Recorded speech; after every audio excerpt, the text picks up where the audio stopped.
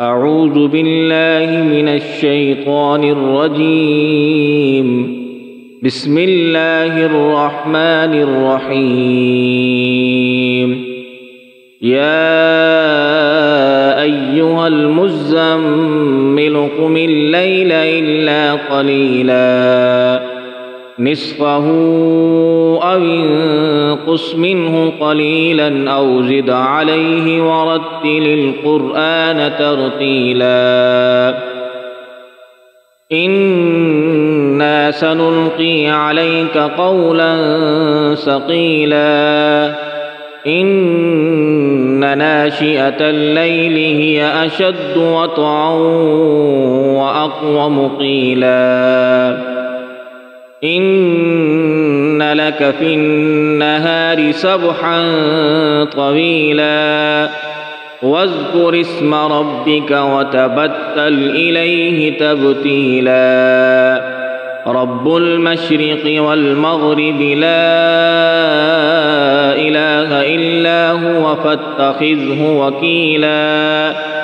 واصبر على ما يقولون واهجرهم هجرا جميلا وذرني والمكذبين أولي النعمة ومهلهم قليلا إن لدينا أنكالا وجحيما وطعاما ذا غصة وعذابا أليما يوم ترجف الأرض والجبال وكانت الجبال كثيبا مهيلا إنا أرسلنا إليكم رسولا شاهدا عليكم كما أرسلنا إلى فرعون رسولا فعصى فرعون الرسول فأخذناه أخذا وبيلا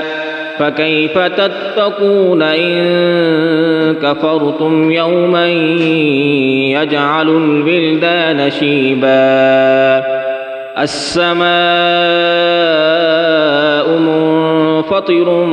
به كان وعده مفعولا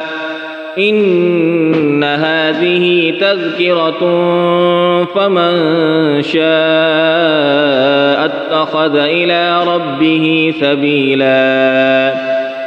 إن ربك يعلم أنك تقوم أدنى من ثلثي الليل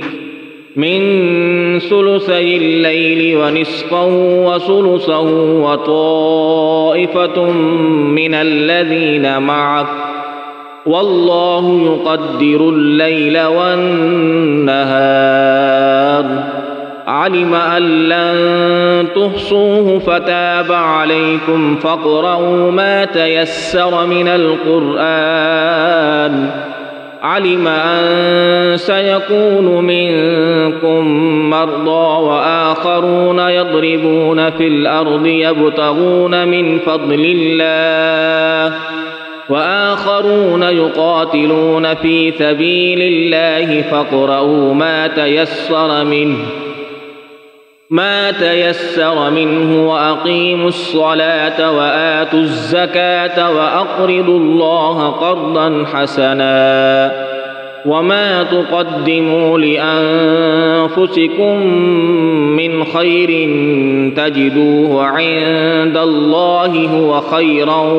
وأعظم أجرا واستغفروا الله إن الله غفور رحيم صدق الله العظيم.